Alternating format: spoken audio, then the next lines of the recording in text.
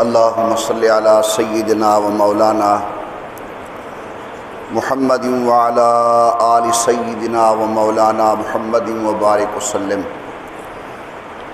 اللہم صلی علی محمد النبی الامی وعلی آلہ وصحبہ وبارک وسلم۔ اللہم صلی علی محمد وعلی آل محمد وصحاب محمد وازواج محمد واتباع محمد وبارک وسلم۔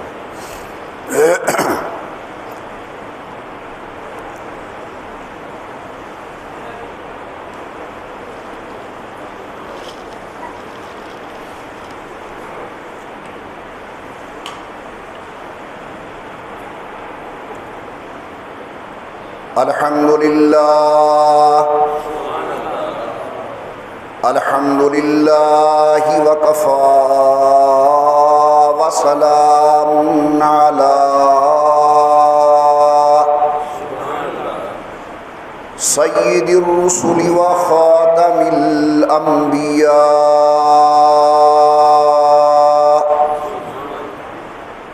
وعلی آلہ الاتقیاء واصحابہ الاصفیاء۔ نشہد ان لا الہ الا اللہ وحدہ لا شریک لہ ونشہد ان محمدا عبدہ ورسولہ۔ اما بعد اعوذ باللہ من الشیطان الرجیم۔ بسم اللہ الرحمن الرحیم۔ وَأَذِّنْ فِي النَّاسِ بِالْحَجِّ يَأْتُوكَ رِجَالًا وَعَلَى كُلِّ ضَامِرٍ يَأْتِينَ مِنْ كُلِّ فَجٍّ عَمِيقٍ۔ قال تعالى في مقام آخر إن أول بيت وضع للناس للذي ببكة مباركا وهدى للعالمين۔ صدق الله العلي العظيم وصدق رسوله النبي الكريم ونحن على ذلك لمن الشاهدين والشاكرين والحمد لله رب العالمين۔ اللهم صل على محمد وعلى آل محمد كما صليت على إبراهيم وعلى آل إبراهيم إنك حميد مجيد۔ اللهم بارك على محمد وعلى آل محمد كما باركت على إبراهيم وعلى آل إبراهيم إنك حميد مجيد۔ نہایتی قابل احترام شرکائے مجلس، میری محترمہ موقرہ اور مؤدبہ اسلامی مائیوں اور بہنوں، الحمدللہ سعادت مند خوش قسمت لوگ دنیا کے کونے کونے سے حج بیت اللہ کا سفر کر کے مکہ مکرمہ پہنچ رہے ہیں۔ اللہ تعالیٰ کی خدمت عالیہ کے اندر دست بدعا ہوں کہ اللہ تعالیٰ ان تمام حجاج کے حج کو منظور و مقبول فرمائیں۔ اللہ رب العزت ان کی دعاؤں کو ان کے حق کے اندر، امت کے حق کے اندر قبول فرمائیں، اور اللہ تعالیٰ ہم سب کو حرمین شریفین کی قبولیت والی حاضری نصیب فرمائیں۔ قابل قدر دوستو، حقیقت یہ ہے کہ حج ایک عاشقانہ عبادت ہے۔ جس طرح عاشق صادق اپنے محبوب کے پیچھے مارا مارا پھرتا ہے، اسی طرح حاجی بھی مارا مارا پھرتا ہے، کبھی عرفات میں، کبھی مزدلفہ میں، کبھی مینا میں، کبھی بیت اللہ کے چکر لگا رہا ہے، سر پر کپڑا نہیں، پاؤں کے اندر کوئی اچھے قسم کا جوتا نہیں، اعلیٰ لباس اترا ہوا ہے، کفن کی 2 چادریں گلے میں ہیں، تو دیکھا جائے تو یہ ایک عاشقانہ عبادت ہے۔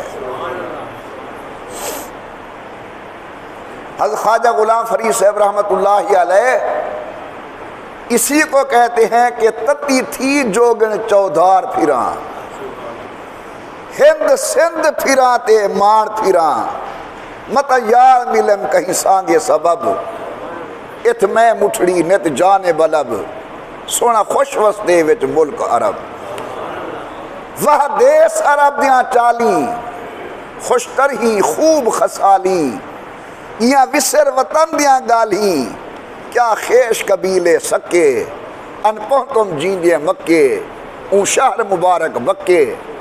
حقیقت یہ ہے کہ حج ایک عاشقانہ کیفیت ہے۔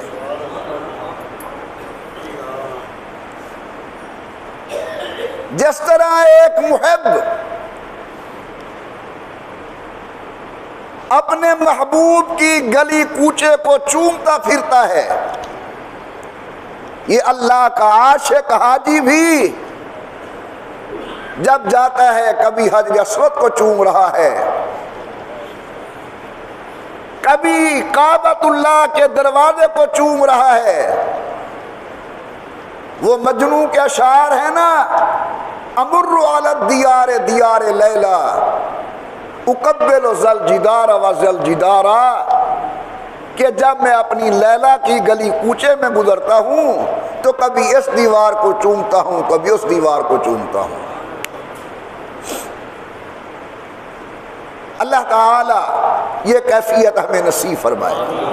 اللہ تعالی حرمین شریفین کی قبولیت والی حاضر نصیب فرمائے۔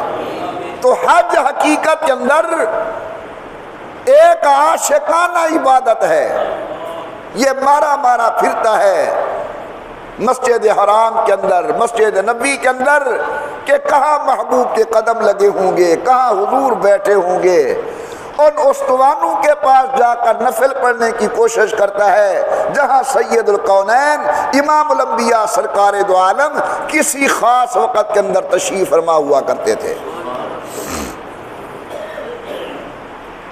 ایک اللہ والے نے کہا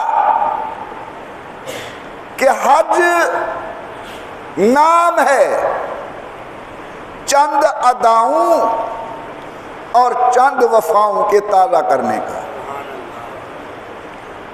بڑا عجیب جملہ ہے کہ حج کسے کہتے ہیں؟ حج نام ہے چند اداؤں اور چند وفاؤں کو تازہ کرنے کا۔ وہ جو جناب سیدنا ابراہیم علیہ السلام،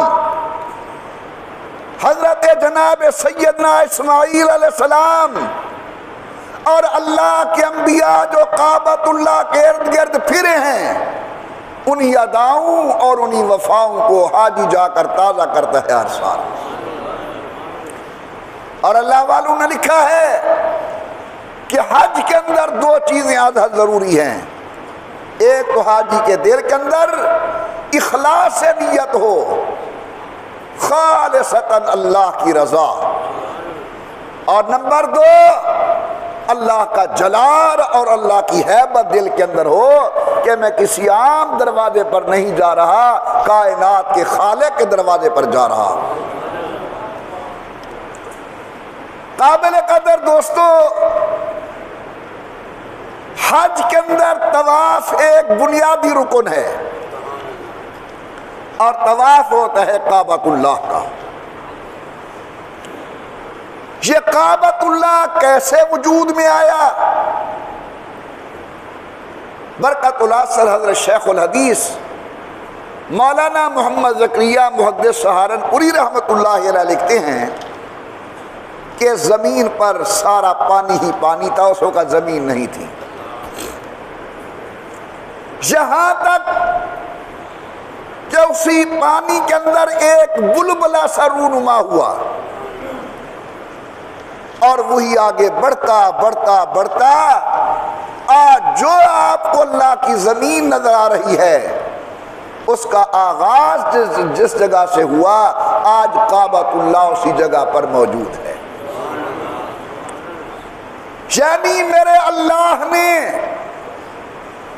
زمین کی ابتدا کے اندر اشارہ کر دیا کہ یہ زمین اسی وقت تک آباد رہے گی جب تک اللہ کا گھر آباد رہے گا، اور جب لوگ اللہ کے گھروں کو آباد کرنا چھوڑ دیں گے اس وقت اللہ نظام کائنات کی بساط کو لپیٹ دیں گے اور قیامت ہو جائے گا۔ پروردگار عالم نے فرمایا ان اول بیت وضع للناس، سب سے پہلے اللہ کا گھر بنایا گیا۔ میرا اللہ وہ گھر ہے کہاں؟ جواب الذی ببکہ، وہ مکان وہ گھر مکہ مکرمہ کے شہر کے اندر ہے۔ اللہ کا کوئی خاص ٹھکانہ نہیں، یہ جو بیت اللہ کہا جاتا ہے یہ نسبت تشریفی ہے، شرافت کی نسبت، جس طرح کہہ دیتے ہیں ولی اللہ، اسی طرح بیت اللہ، ورنہ اللہ کا کوئی گھر نہیں، نہ اللہ تعالیٰ کسی گھر میں سماتے ہیں۔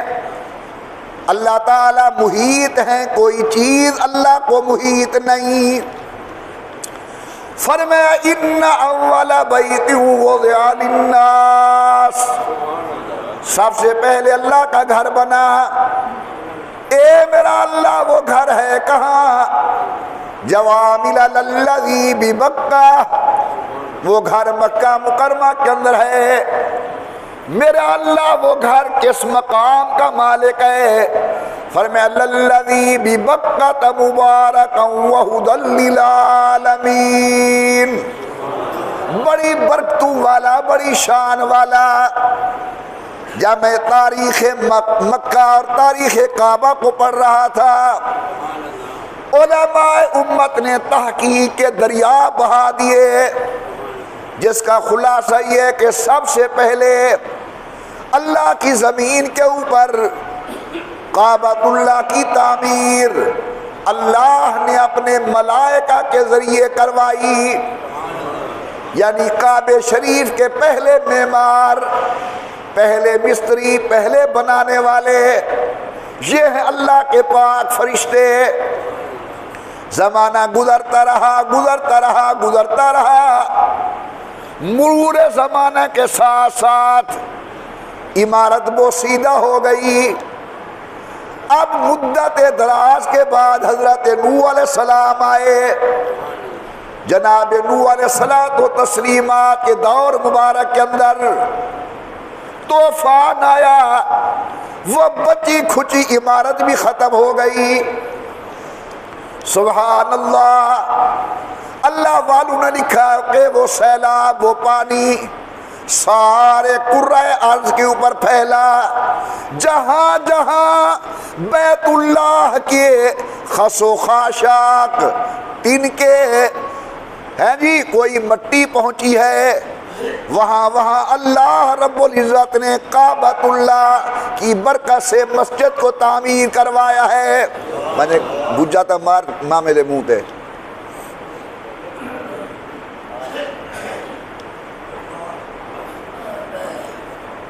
اللہم صلی علی محمد وعلی آل محمد وبارک وسلم۔ توجہ فرمائیں، حضرت جناب نوح علیہ السلام کے زمانے کے اندر مکمل عمارت ختم، جناب ابراہیم علیہ السلام تک آتے رہے خدا کے پیغمبر، لیکن وہ طواف کرتے تھے اسی جگہ کا بغیر عمارت کے۔ چلتے چلتے دور آ گیا جناب سیدنا ابراہیم علیہ السلام کا۔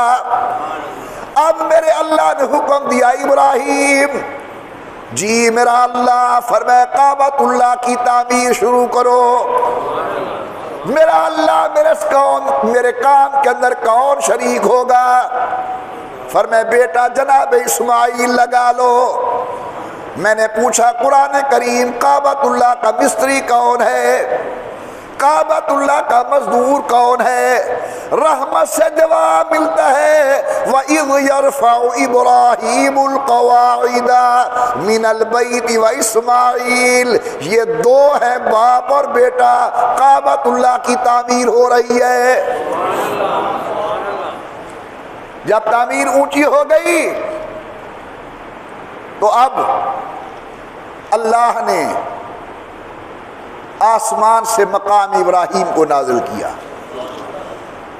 وہاں جاتے ہو مقام ابراہیم ہے، ابراہیم علیہ السلام کے قدمین شریفین کے نشان ہے۔ یہ پتھر نازل ہوا، جتنا اونچا جانا ہوتا تھا یہ خود اتنا اونچا ہو جاتا تھا، اور جب نیچے آنا ہوتا تھا یہ نیچے آ جاتا تھا۔ بن گیا بیت اللہ شریف۔ اب میرے اللہ نے فرمایا میرا ابراہیم، جی میرا اللہ، فرمایا وَأَذِّنْ فِي النَّاسِ بِالْحَجِّ، لوگوں کو آواز لگاؤ، حج کی دعوت دو۔ میرا اللہ میرا آواز کہاں تک پہنچے گا؟ فرمایا آواز لگانا تیرا کام، اپنی قدرت کے ساتھ پوری انسانیت تک تیرا آواز پہنچانا ہمارا کام۔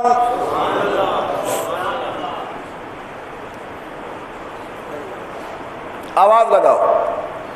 اللہ رب العزت نے پوری انسانیت تک آواز پہنچائی۔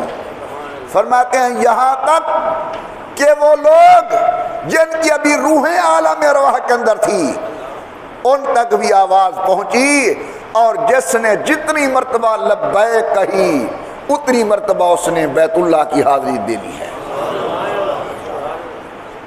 یہ بیت اللہ شریف کی حاضری نہ بزر، نہ بزور، نہ بزاری، نہ تو یہ زور کے بل بوتے پر حاصل ہوتی ہے ورنہ سارے پہلوان حاجی ہوتے، نہ بزر نہ پیسوں کے بل بوتے پر ہوتی ہے ورنہ سارے دنیا دار حاجی ہوتے، اور نہ بازاری نہ یہ رونے پیٹنے سے حاصل ہوتی ہے ورنہ سارے بھکیاری یہ حاجی ہوتے۔ یہ تو محض اللہ کے فضل سے حاضری ہوتی ہے۔ جس نے جتنی مرتبہ کہا لبیک، انشاءاللہ یہ اتنی مرتبہ کعبۃ اللہ کی حاضری دے گا۔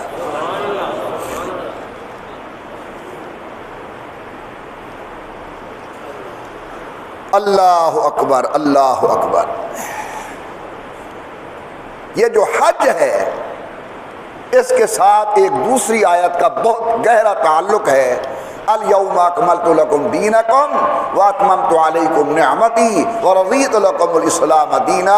امام الانبیاء سرکار دو عالم حج پر ہیں، حجۃ الوداع ہے، 9 ذی الحج ہے، عرفات کا میدان ہے، عصر کا ٹائم ہے۔ جناب جبرائیل امام الانبیاء کے پاس قرآن کریم کی آیت لے کر نازل ہوئے۔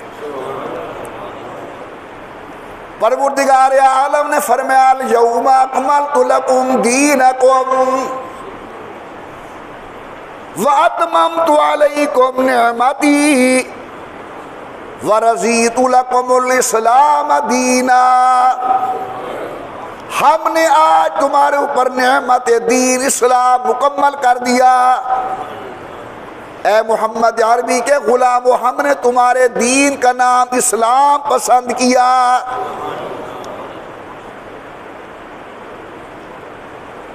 جب یہ آیت کریمہ نازل ہوئی صحابہ کرام خوش، بڑے بڑے صحابہ کرام ایک دوسرے کو مبارکبادیاں دے رہے ہیں، لیکن دیکھنے والوں نے دیکھا اسی عرفات کے میدان کے اندر ایک بڑی عمر کا آدمی ہے، منہ پہ کپڑا ڈال کے زار و قطار رو رہا ہے۔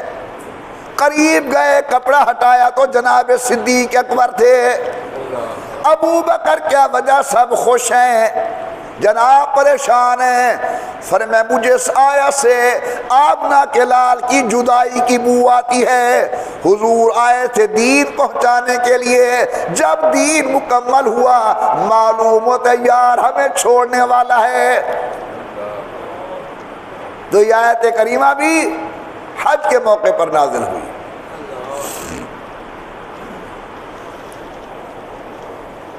میرے آقا نے فرمایا کہ قرب قیامت کے اندر 4 قسم کے لوگ حج کریں گے۔ میں تو سچی بات ہے جب یہ پڑھ رہا تھا تو اندر سے کانپ رہا تھا، ڈر رہا تھا کہ 4 قسم کے لوگ حج کریں گے۔ نمبر 1 امیر قسم کے لوگ، امراء، مالدار، یہ حج کریں گے تفریح کی نیت سے۔ چلو پیرس نہ گیا، لندن نہ گھوما، جاپان کی سیر نہ کی، چند دن ہم مکہ مکرمہ مدینہ طیبہ گزار کے آتے ہیں، اور ان گناہگار قانون نے کئی لوگوں سے سنا ہے کہ بھئی بہت دن ہو گئے کام کرتے کرتے تھک گئے ہیں، چلو کچھ آؤٹنگ ہو جائے گی۔ جب یہ سنا تو میں نے کہا میرے آقا نے سچ کہا تھا۔ رسول اللہ صلی اللہ علیہ وسلم فرماتے ہیں قرب قیامت کے علامت ہے ایک دور آئے گا کہ امیر لوگ، مالدار لوگ یہ حج کریں گے تفریح کی نیت سے، اور علماء حج کریں گے تفاخر کی بنا پر، فخر کرنے کے لیے کہ میرے پیر صاحب نے 10 حج کیے ہیں، میرے حضرت نے 50 حج کیے ہیں، اور وہ بھی بیان کرتے وقت ٹھیک ہے کہتا رہے کہ جی اللہ کا فضل ہے، لیکن طبیعت سے تو محسوس ہوتا ہے جی میں نے 7 حج کیے ہیں، میں نے اتنے حج کیے ہیں، میں نے اتنے حج کیے ہیں۔ سید الکونین فرماتے ہیں ایک وقت آئے گا علماء حج کریں گے تفاخر کی نیت سے۔ حضرت پاک نے فرمایا متوسط طبقہ کے لوگ وہ حج کریں گے تجارت کی نیت سے، اور غریب لوگ حج کریں گے بھیک مانگنے کی نیت سے۔ میرے آقا نے جو کہا سچ کہا، کہو حضور نے جو کہا سچ کہا۔ اس گناہگار کی ان آنکھوں نے یہ تمام مناظر اپنی آنکھوں سے دیکھا ہے کہ یہاں کے غریب وہاں بھیک مانگتے ہیں، یہاں کا متوسط طبقہ حج کے نام پر جاتا ہے، عمرے کے نام پر جاتا ہے، مختلف ہوٹلوں کے اندر چھپ چھپا کے کام کرتا ہے۔ علماء جاتے ہیں تفاخر کی نیت سے کہ ہم نے اتنے حج کیے ہیں، اور عمراء جاتے ہیں تفریح کی نیت سے۔ بھائی وہاں ان نیتوں سے نہیں جانا چاہیے، وہاں تو جانا چاہیے اخلاص کے ساتھ، انما الاعمال بالنیات، کہ میں اپنے اللہ کو راضی کرنے کے لیے جا رہا ہوں۔ امام الانبیاء سرکار دو عالم نے فرمایا قرب قیامت کے اندر ایسے حالات پیدا ہو جائیں گے، امیر لوگ حج کریں گے تفریح کی نیت سے، علماء حج کریں گے تفاخر کی نیت سے، متوسط طبقہ حج کرے گا کمانے کی نیت سے، غرباء حج کریں گے بھیک مانگنے کی نیت سے۔ یہاں تو نیت خالص لے کر آنا چاہیے۔ جس کے دروازے پر جا رہے ہو وہ تمہارے دلوں کے بھیدوں کو جانتا ہے، وہ تمہارے اندر کی کیفیت کو جانتا ہے۔ امام الانبیاء نے فرمایا انما الاعمال بالنیات، اعمال پر اجر تب ملے گا جب تمہاری نیت خالص ہو۔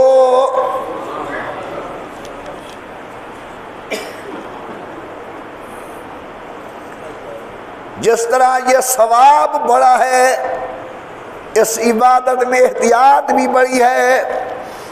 آمنہ کے لال نے فرمایا وہ خوش قسمت انسان جو شرعی قواعد کا خیال کر کے جاتا ہے حج کرنے کے لیے، لا رفث ولا فسوق فی الحج، خلاف شریعت کوئی کام نہیں کرتا، جب واپس آتا ہے کہ یومن ولدت امہ، یوں گناہوں سے پاک ہو کر آتا ہے جس طرح آج ماں کے پیٹ سے پیدا ہو کر دنیا میں قدم رکھ رہا ہو۔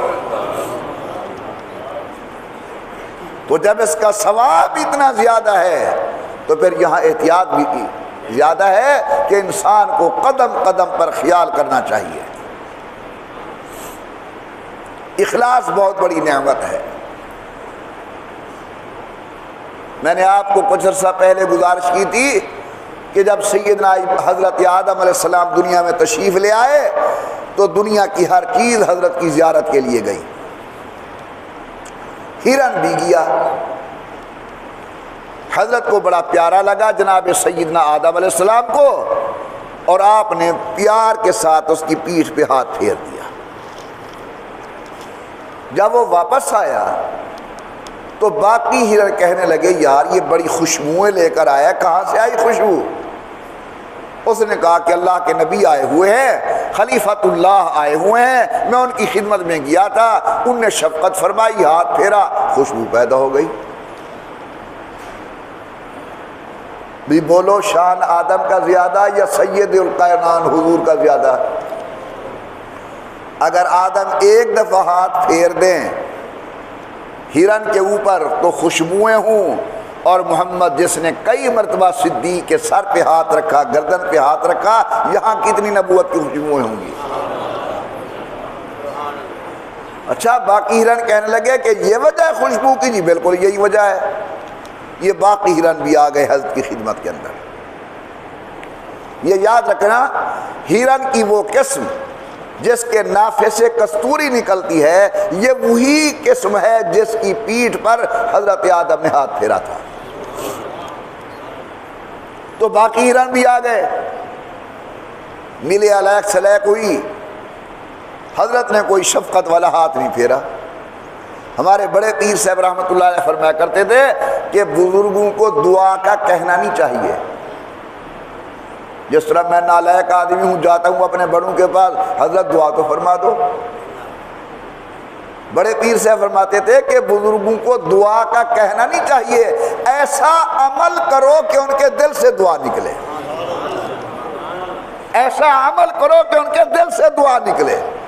یہ ہرن گئے، حضرت نے فرمایا کیسے آنا ہوا؟ جی آپ کی زیارت کے لیے آئے تھے۔ فرمایا بہت اچھا۔ حضرت نے ہاتھ نہیں پھیرا، یہ چند قدم چلے اور پھر واپس گئے اور کہنے لگے کہ حضور وہ ہماری ایک قسم آئی تھی آپ کی خدمت کے اندر، آپ نے شفقت والا ہاتھ پھیرا تھا، وہ ہماری پیٹھ پر بھی تو ہاتھ پھیر دیں۔ حضرت نے ہاتھ پھیر دیا۔ اب جب آگے گئے ایک دوسرے سے پوچھا کچھ خوشبوئیں آ رہی ہیں؟ انہیں کہ کہنا خوشبو تو نہیں ہے۔ واپس گئے اور حضرت آدم کی خدمت میں گزارش کی کہ حضرت وہ جو ہمارے باقی آئے تھے ہرن، ان کو آپ نے ہاتھ پھیرا تھا، خوشبوئیں تھی، اور ہمیں ہاتھ پھیرا، خوشبو نہیں ہے۔ تو آپ مسکرا پڑے، فرمایا وہ زیارت کے لیے آئے تھے، تم لالچ لے کر آئے ہو، انما الاعمال بالنیات، اعمال کا مدار نیت پر ہے۔ اس لیے میرے دوستو حاجی کا ثواب بہت بڑا،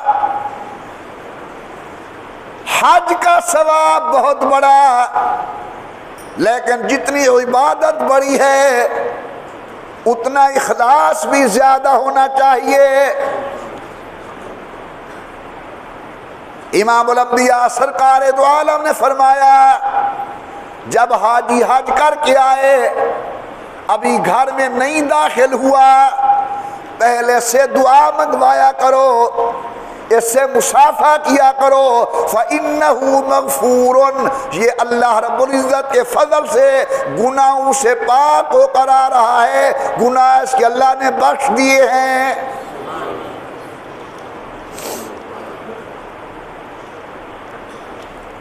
امی سیدہ عائشہ رضی اللہ تعالی عنہ امام الانبیاء سرکار دو عالم صلی اللہ علیہ وسلم سے نقل کرتی ہیں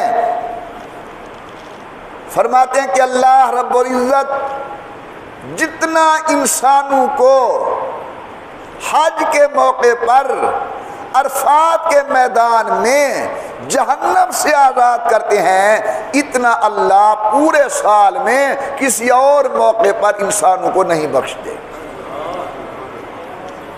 تو بہت بڑی نیکی بنی، بہت بڑی عبادت ہوئی۔ اللہ کی رحمت جوش میں ہوتی ہے، لیکن چاہیے یہ کہ حج پر جانے والا تیرے دل کے اندر اخلاص ہو، دنیا کے دکھاوے کے لیے نہ جا بلکہ اللہ کی رضا کے لیے جا۔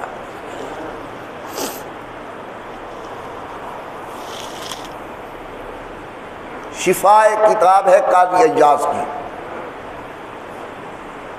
بہت بڑا امت میں نام ہے قاضی عیاض کا۔ وہ فرماتے ہیں کہ ایک بزرگ تھے سعدون خولانی، سعدون خولانی، ان کے پاس چند آدمیوں نے آ کر گزارش کی کہ حضرت یہ ساتھ ایک قبیلہ ہے کتامہ کا، انہوں نے ایک آدمی کو قتل کیا ہے اور قتل کرنے کے بعد اس کے جسم کو آگ لگانے کی 100% کوشش کی ہے، لکڑیاں جلائی، آگ پھونکی، لیکن حیرانگی کی بات یہ ہے کہ اس کے جسم کو آگ نہیں کھا رہی۔ قتل ہوا آدمی، قبیلے کے لوگوں نے اس کے جسم کو آگ لگانے کی کوشش کی، لیکن اس کے جسم کو آگ نہیں لگتی۔ تو سعدون خولانی نے سن کر کہا محسوس ہوتا ہے کہ اس نے 3 حج کیے ہوں گے، محسوس ہوتا ہے کہ اس نے 3 حج کیے ہوں گے۔ جا کر پتہ کیا تو واقعی اس نے 3 حج کیے ہوتے۔ اب واپس آئے اور کہنے لگے کہ آپ کو کیسے پتہ چلا؟ میرے نہایت ہی قابل قدر دوستو غور سے سنیں، انہوں نے اللہ کے نبی کی ایک حدیث سنائی، فرمایا جس آدمی پر حج فرض ہو گیا، جب وہ پہلا حج کرتا ہے اللہ فرماتے تو نے اپنا قرض اتارا، جب وہ دوسرا حج کرتا ہے اللہ فرماتے تو نے اپنا قرض اللہ پہ چڑھایا، جب وہ تیسرا حج کرتا ہے غور کریں اللہ فرماتے تو نے اپنی جان کو جہنم کی آگ پر حرام کر دیا۔ تو چونکہ یہ حدیث میرے سامنے تھی میں نے سوچا کہ اس آدمی نے 3 حج کیے ہوں گے، یہی وجہ ہے کہ اس کو آگ نہیں جلا رہی۔ ارے جسے جہنم کی آگ نہ جلائے دنیا کی آگ کیسے جلا سکتی ہے؟ اس لیے ہمیں کوشش کرنی چاہیے۔ حضور کی حدیث مبارک بھی ہے جس آدمی پر حج فرض ہو گیا اس کو چاہیے تاخیر نہ کرے، جلدی کرے حج ادا کرنے کی۔ ایک اور حدیث میں ہے جس پر حج فرض ہے اور وہ حج نہیں کرتا، ہمیں کوئی پرواہ نہیں، یہ یہودی ہو کر مرے یا عیسائی ہو کر مرے، یہ کیسا مسلمان ہے کہ حج فرض ہے لیکن حج نہیں کرتا۔ اور تجربہ یہ ہے کہ حج اور عمرے کے پیسے یہ اللہ کی بینک میں امانت ہیں۔ تجربہ کرو، حج پر جاؤ، عمرے پر جاؤ، واپس آؤ گے چند دنوں کے اندر اللہ اضعاف مضاعفہ کئی گنا زیادہ کر کے آپ کو واپس کر دیں گے۔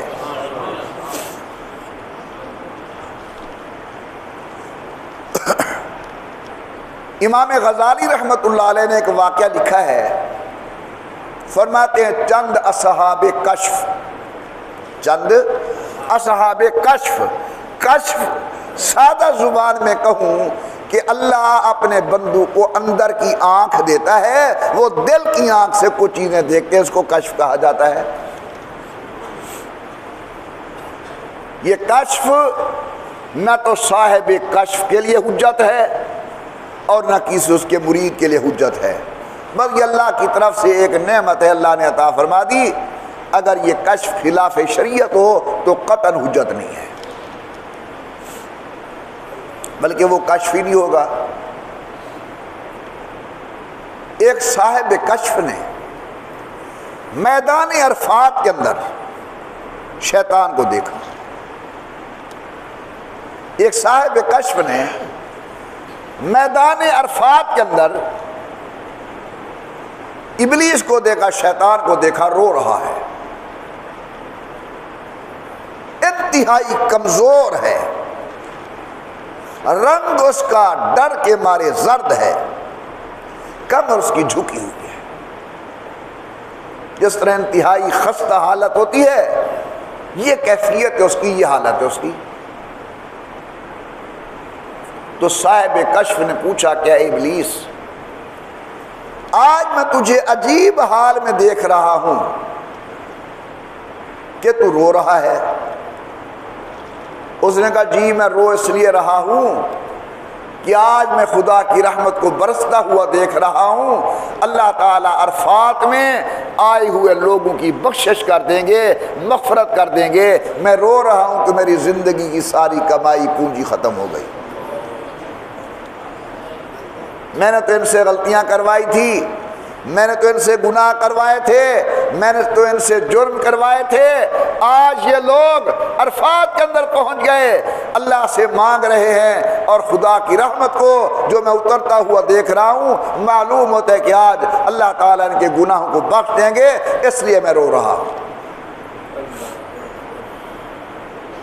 بڑے کریم ہے اللہ، بڑے رحیم ہے اللہ. اللہ سے بڑھ کر کوئی کرم نوازی کرنے والا نہیں. یہ ہماری نالائکی ہے کہ ہم اپنے گناہ اللہ سے نہیں بخشوا سکتے بوجہ اپنی بدعمالیوں کے. دوستو، غلطی کا ہو جانا غلطی نہیں، غلطی کر کے اللہ کے دروازے پر نہ آنا سب سے بڑی غلطی ہے. غلطی تو انسان کرتا ہے، ہماری زبان میں کہتے ہیں انسان خطا کا پتلا ہے. پروردگار عالم نے فرمایا، میرے محبوب مدنی کریم اعلان فرمائیں، یا ایھا الذین آمنوا توبوا الی اللہ توبۃ نصوحا. ایمان والو، غلطی ہو گئی کوئی بات نہیں، آئیے میرے دروازے پر، میرا دربار کھلا ہوا ہے، تم مانگتے جاؤ، میں رحمت کے ساتھ عطا کرتا جاؤں گا. قل عبادی الذین اسرفوا علی انفسہم لا تقنطوا من رحمت اللہ. اللہ والے کہتے ہیں میں نے ابلیس کو دیکھا، شیطان کو دیکھا، رو رہا ہے میدان عرفات کے اندر.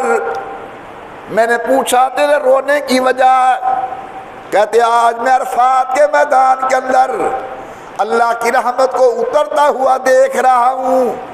ساون کی بدلی یوں نہیں برستی جس طرح آج اللہ کی رحمت برس رہی ہے. امید بہت ہے کہ اللہ آئے ہوئے سارے لوگوں کے گناہوں کو بخش دیں گے. اسی لیے پریشان ہوں کہ میری زندگی کی محنت 1 منٹ میں ختم ہو جائے گی. اللہ والے نے پوچھا تو کمزور کیوں ہے؟ کہتا ہے میری کمزوری کی وجہ یہ ہے کہ یہ حجاج کرام جو اپنی سواریوں سے کوئی ادھر سے آ رہا ہے، کوئی ادھر سے آ رہا ہے، یہ جو چہل پہل ہے، اسے دیکھ کر میں کمزور ہوں کہ کاش یہ قافلے گناہ گاروں کے ہوتے. آج تو بخشے ہوئے لوگوں کے قافلے ہیں، میں اس چہل پہل کو دیکھ کر کمزور ہو گیا ہوں. اللہ آپ کو لے جائے، وہاں ایک عجیب کیفیت ہوتی ہے جی. عرفات میں، مزدلفہ میں، مینا میں، پاؤں میں عام سا جوتا چپل، گلے کے اندر کفن والی 2 چادریں، سر پر کپڑا نہیں، صاحب و محتاج و غنی سب ایک ہوئے. تیری دربار میں پہنچے تو سب ایک ہوئے. ایک ہی نغمہ ہے، لبیک اللہم لبیک، لبیک اللہم لبیک، لبیک لا شریک لک لبیک، ان الحمد والنعمت لک والملک لا شریک لک. یہ نعرے لگاتے ہوئے انسان جا رہا ہے. فرمایا اس کی چہل پہل کو دیکھ کر میں کمزور ہو رہا ہوں. اللہ والے نے پوچھا میں نے دیکھا تیرا رنگ زرد ہو گیا، جس طرح گھبرایا ہوا بندہ ہوتا ہے۔ کہتا ہاں میرے گھبرانے کی وجہ یہ ہے کہ میدان عرفات کے اندر، میدان مینا کے اندر مسلمان ایک دوسرے کو نیکی کی رغبت دیتے ہیں۔ اگر کوئی حاجی سستی کرنے لگتا ہے، دوسرا حاجی کہتے ہو میاں ایسا موقع زندگی میں پھر کب ملے گا، ہو سکتا ہے پھر عرفات نصیب نہ ہو، اٹھ قرآن کی تلاوت کر لے، اٹھ نفل پڑھ لے، اٹھ اللہ سے دعا مانگ لے۔ کہتا ہے میں اس وجہ سے میرا رنگ زرد پڑ گیا۔ تیری کمر کیوں جھک گئی؟ اس نے کہا کہ میری کمر کی جھکنے کی وجہ یہ ہے کہ آج میں دیکھ رہا ہوں یہ سب رجوع اللہ کر رہے ہیں، اپنے ایک ایک گناہوں کو گن گن کر رو رہے ہیں۔ آج اللہ تبارک و تعالی رجوع اللہ کی وجہ سے ان کی غلطیوں پر رحمت والی قلم پھیر دیں گے۔ لیکن یہ نعمت اسی کو نصیب ہوگی جس کے دل میں اخلاص ہوگا۔ اللہ اللہ اللہ۔ امام زین العابدین جی خاندان نبوت کا ایک مہکتا ہوا پھول، حضرت امام زین العابدین رحمت اللہ علیہ احرام باندھ رہے ہیں۔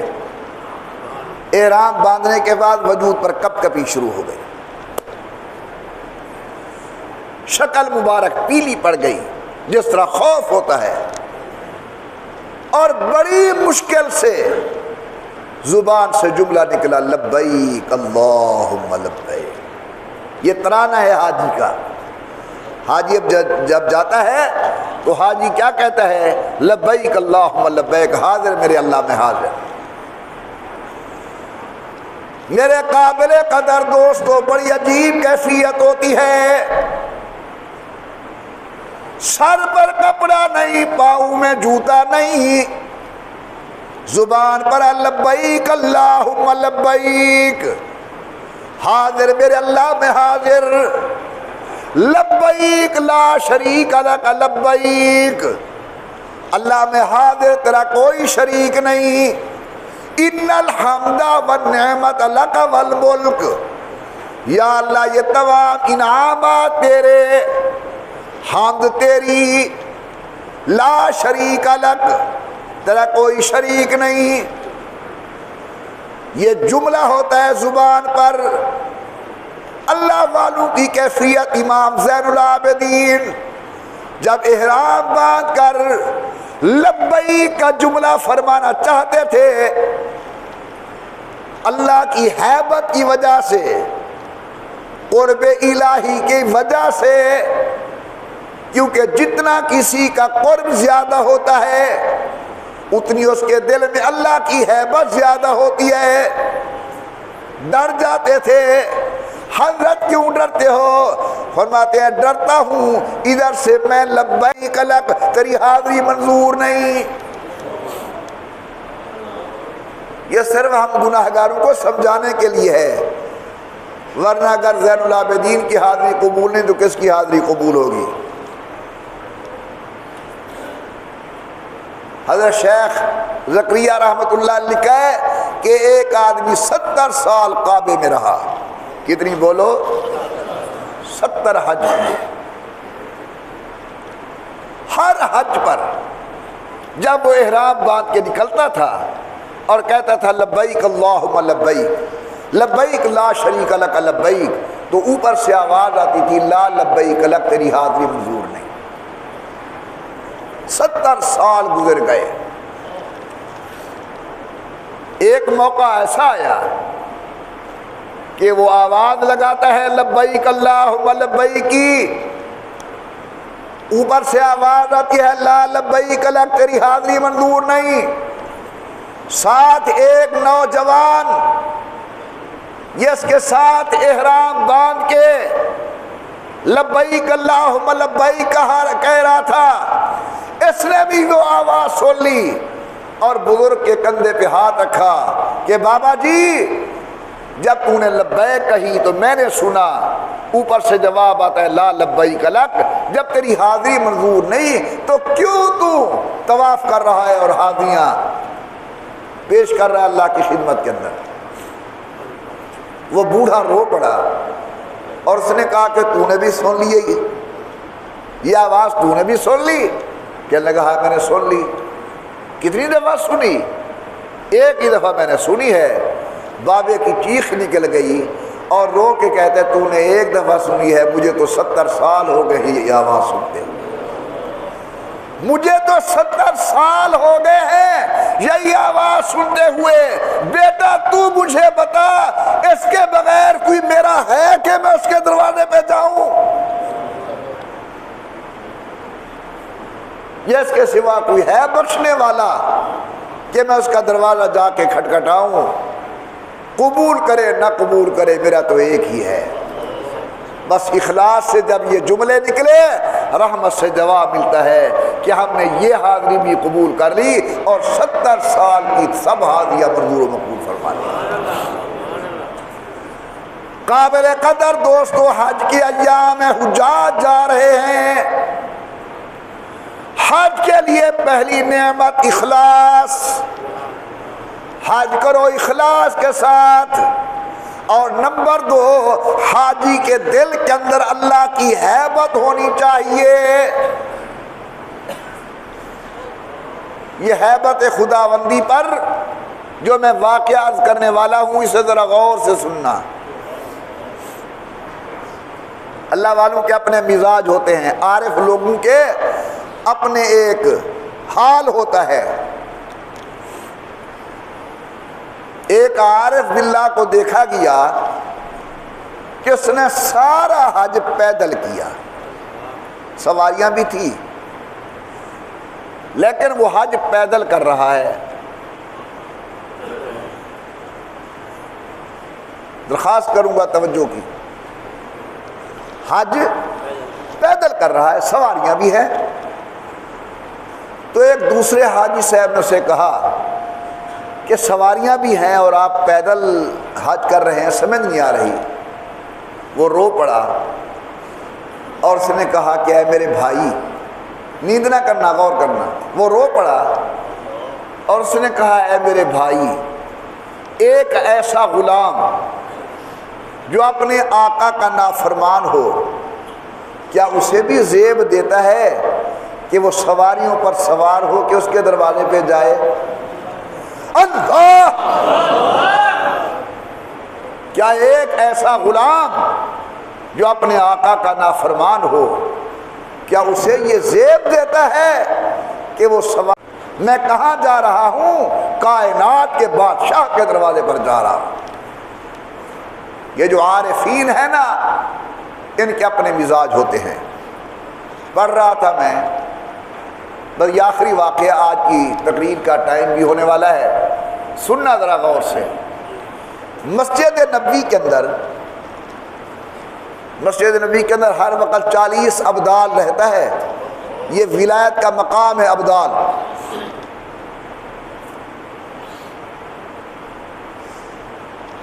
مسجد نبوی میں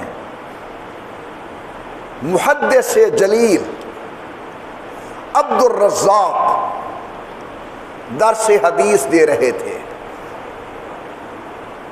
کیا کون؟ محدث جلیل عبد الرزاق درس حدیث دے رہے تھے۔ حلقہ ہے طلباء کا، علماء کا، وہ حدیث پڑھ رہا ہے، لیکن اس حلقے سے الگ ایک آدمی ہے اور وہ بڑی عاجزی و انکساری کے ساتھ حالت مراقبے میں بیٹھا ہوا ہے۔